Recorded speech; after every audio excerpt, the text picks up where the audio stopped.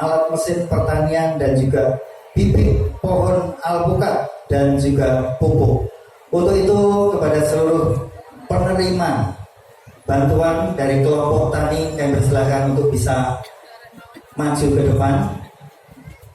Silakan dari kelompok tani Setio Rukun Kampung Ngawen, kelompok tani Rukun Manunggal Mandesan Semen, kelompok tani Mudi Rezeki Kampung Ngawen, kelompok tani Mudi Raharjo Bendung Semen.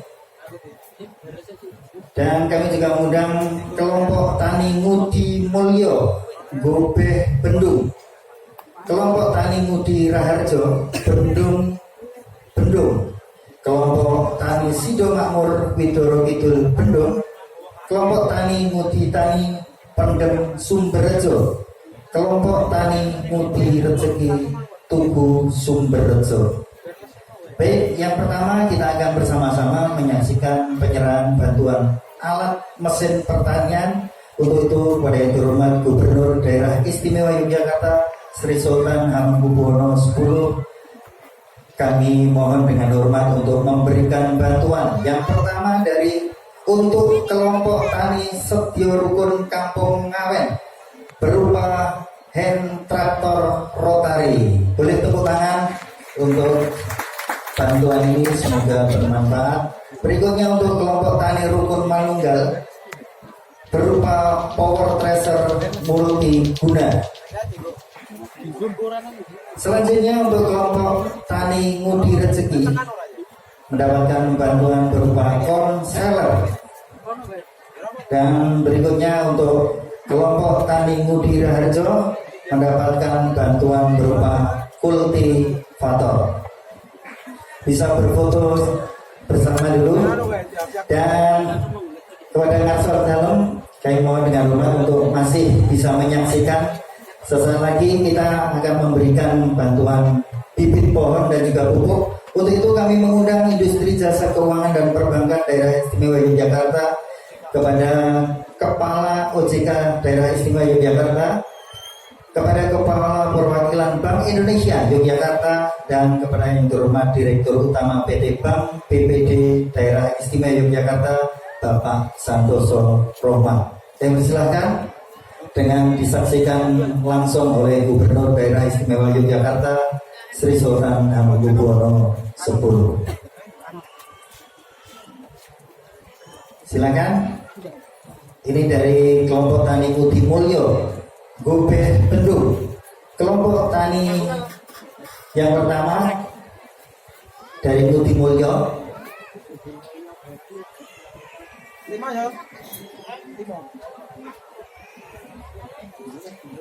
Ya, ini dari kelompok tani Mudi Mulyo Gobeh Bendung. Berikutnya kelompok tani Mudi Raharjo Bendung. Dan berikutnya kelompok tani Sido Makmur Widoro Kidul Bendung. Berikutnya kelompok tani Mudi Tani Pendem Sumberrejo.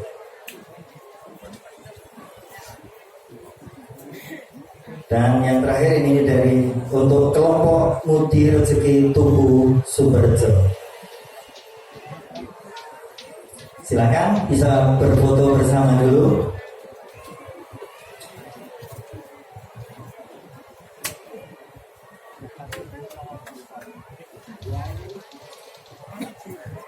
Dan sesaat lagi kita juga akan bersama-sama menyaksikan penyerahan cindramata dari Lurah Bendung.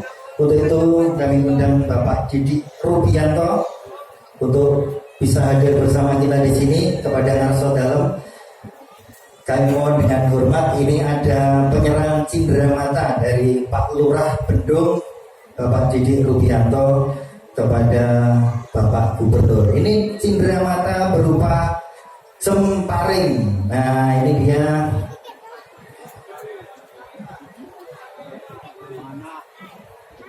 Ini adalah kegiatan kebudayaan tradisional yang masih diuri-uri di Kelurahan Bendung, baik aktivitas maupun produksinya.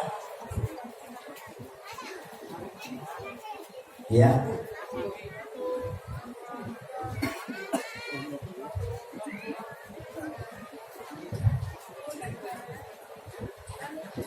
Baik, itu tadi penyerahan cindera mata jemparing dari Lurah Bendung kepada Gubernur. Dan selanjutnya, mohon dengar hormat, kita akan bersama-sama mendengarkan arahan dari Bapak Gubernur Daerah Istimewa Yogyakarta kepada Yang Terhormat Sri Sultan Hamengkubuwono X. Kami persilahkan.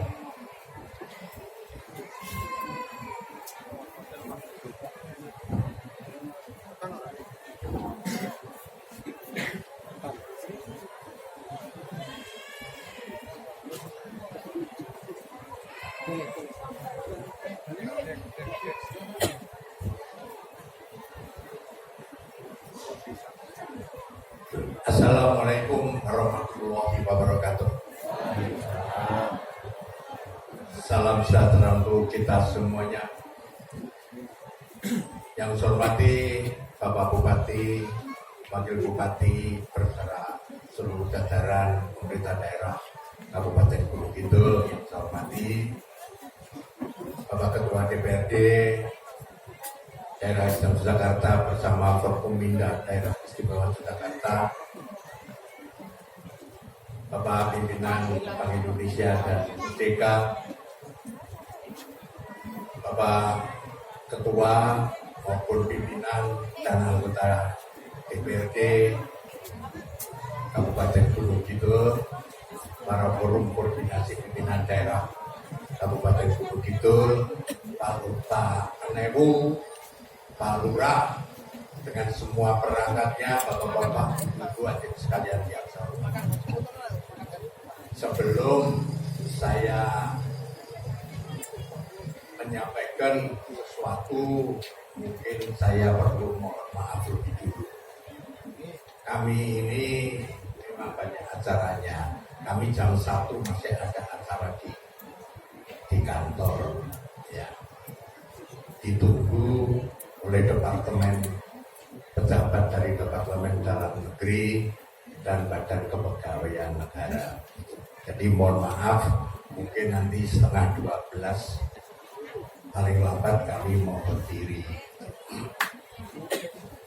Tapi menanggapi apa yang tadi disampaikan Ketua Paguyuban Lurah Semar maupun mungkin dari Kepala Dinas saya, sebetulnya kami sedang menyelesaikan program yang secara administratif harus saya siapkan lebih dulu. Di dalam periodisasi Gubernur Wakil Gubernur tahun 2023-2027, khususnya yang menyangkut kelurahan,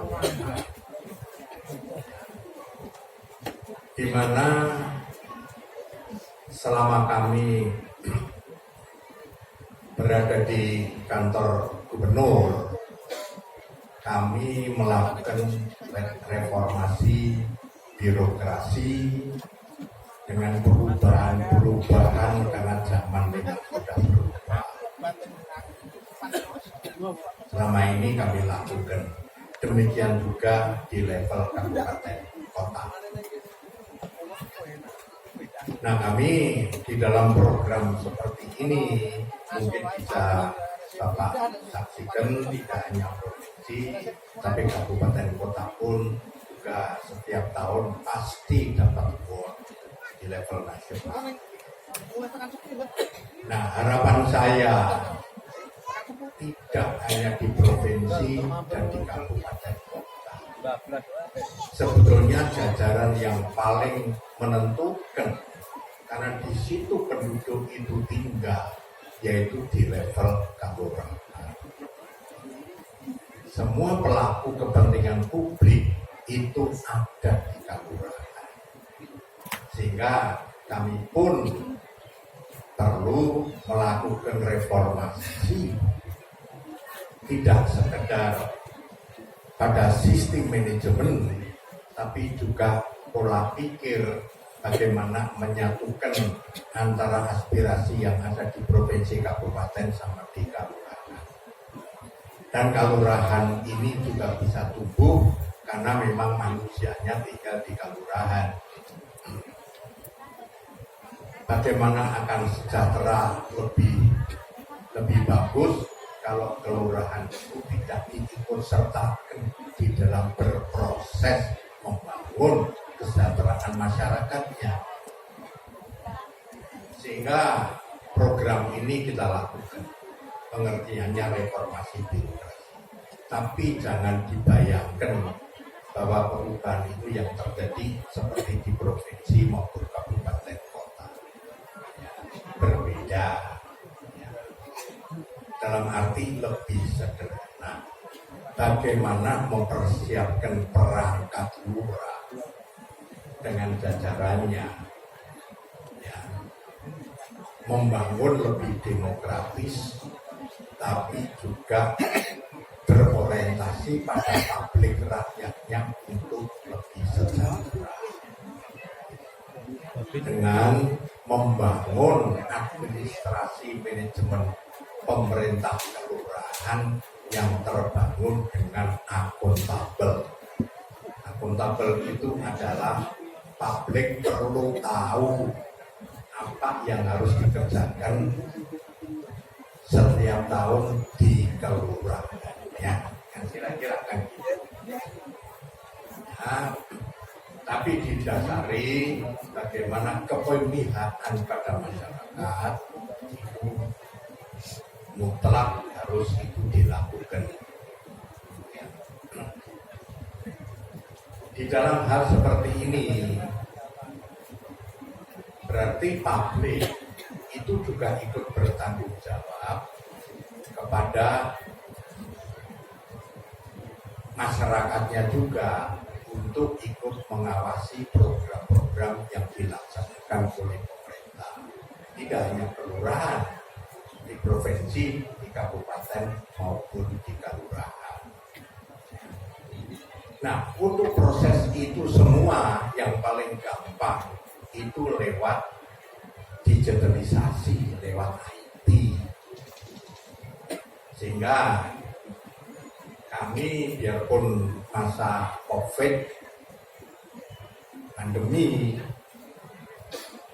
kami sudah menyelesaikan dengan memasang kabel fiber optik di dalam tanah untuk bisa nyambung IT ini ke seluruh provinsi DIY.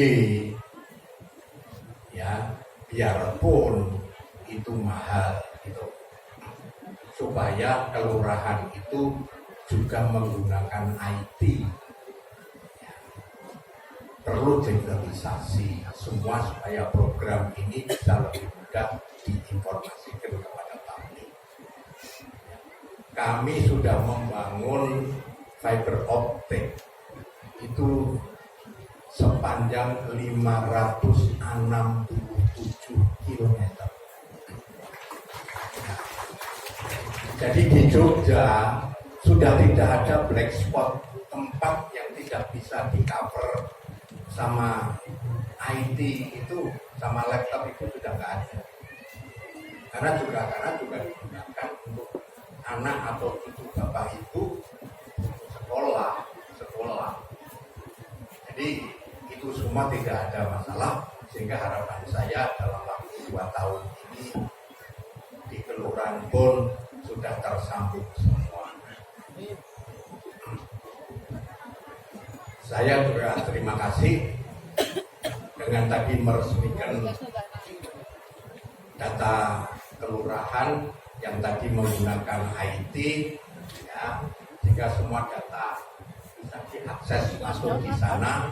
Ini salah satu aspek ya untuk memulai tindak lanjut di dalam membangun komunikasi langsung antara provinsi, kabupaten sampai ke kelurahan.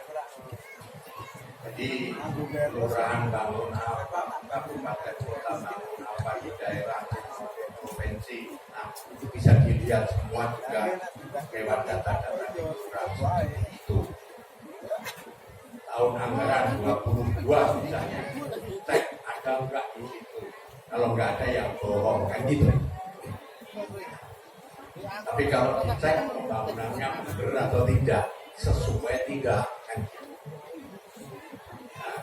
Jadi bagi saya Pak Blek untuk membangun pemerintah, untuk membangun akuntabilitas itu jadi sesuatu yang sangat penting.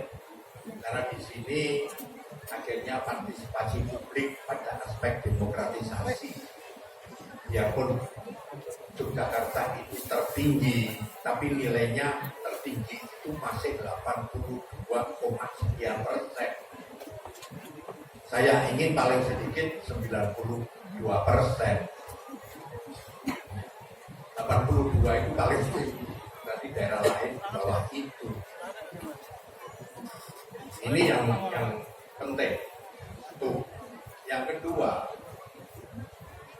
di desa itu tidak mungkin lagi kebijakan kalau Bapak Ibu tinggal di desa menerima tamu yang datang dari luar wilayahnya harus lapor Pak cukup, orang mungkin. Waktu sudah nggak mungkin memungkinkan, zaman sudah berbeda. Sedangkan masyarakat kita kedayawan yang tidak dikenal, paling-paling bapak itu tanya, Bapak asmanipun sinten, saking pundi. Tapi tanya yang lain pakai ngobrol ketok awan, waktu sampun siang pulang turun tergabung ya sudah sampun pulau sedia. Hermangan ngobrol. Begitu malam, ya kan, arep mulai, wah kita sampun gegawon. Jarum yen mawon iki, menika wonten kamar kosong. Ya kan. Berarti sedalu mawon. Begitu mau tidur, Densus 88 datang. Selesai, Mas. Karena tradisi kita seperti itu, tidak mungkin kita akan mengubah. Itu baru kalau bicara teroris, belum bicara narkoba, belum bicara kekerasan, belum bicara masalah kemungkinan pencurian, belum bicara ya konflik beda pendapat antar tetangga sendiri yang sebetulnya Bapak Ibu pahami bahwa yang namanya kepala daerah baik di provinsi, kabupaten sampai kelurahan itu adalah pembina wilayah. Kalau Pak Kapolda sama Pak Komandan Polres itu pembina teritorial. Artinya apa pembina wilayah? Yang paling bertanggung jawab terhadap keadaan daerah itu. Yang pertama siapa? Ya tanggung jawab Pak Lurah. Pak Lurah tidak mampu menyelesaikan, lapor Pak Penayu nggak bisa menyelesaikan, lapor Pak Bupati nggak bisa menyelesaikan, ya lapor gubernur, harus selesai. Ya. Tapi fakta yang terjadi sering tidak bisa seperti itu. Ya, sehingga kami membangun model Jogowargo. Jogowargo kalau dalam undang-undang kepolisian itu sebutannya bukan Jogowargo, tapi civil police. Civil police itu bukan polisi yang berpakaian sipil, tapi orang sipil yang punya fungsi tugas seperti polisi. Nah, kami ini sebetulnya baru model untuk 10 ke 20 kelurahan untuk membangun Jogowargo. Tapi begitu terbit SK-Gub ke kelurahan-kelurahan, ya, yang report memberitahu provinsi, kami sudah kelurahan yang membentuk itu sudah 230 kelurahan, kan pusing.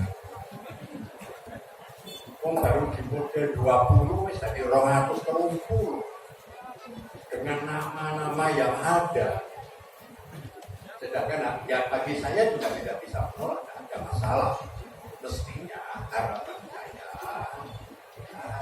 itu nanti kalau sudah terbentuk, saya mau kerjasama sama Pak Kapolda untuk bisa dilatih seperti keamanan itu yang pakai tanda ya, sebagainya seperti itu. Nah, nanti tugasnya ini membantu tapi masih wilayah itu gitu loh. Karena petugasnya itu terbatas sehingga diperlukan partisipasi publik masyarakat untuk membantu untuk mengatasi hal-hal tadi itu yang saya sampaikan. Jadi mestinya berbeda pendapat antar tetangga tidak usah mesti jadi urusan pengadilan, bisa enggak diselesaikan sama Pak Lurah, dibantu jaga warga dan sebagainya. Kalau bisa didamaikan bisa selesai, ya wes hukum tahun kawasan pengadilan. Kenapa hal seperti itu harus terjadi? Bagi saya sedih. Saya ingin masyarakat di sini ini bisa membangun dialog dengan guyupnya tetangga itu tetap kuat. Karena kekuatan Jogja, modal sosial Jogja, guyup hukumnya itu sudah kita buktikan pada waktu bencana alam maupun juga bencana Gunung Merapi di tahun 2010 maupun 2006. Sehingga kami membangun Jogja pun kami juga berasumsi jangan sampai modal sosial ini lepas karena merasa lebih maju, lebih sejahtera ya, akhirnya egoisnya yang tumbuh bukan justru saling kebersamaan dan menopang ya, sesama tetangga itu bisa saling membantu. Kekuatan kita itu di situ jangan sampai hilang.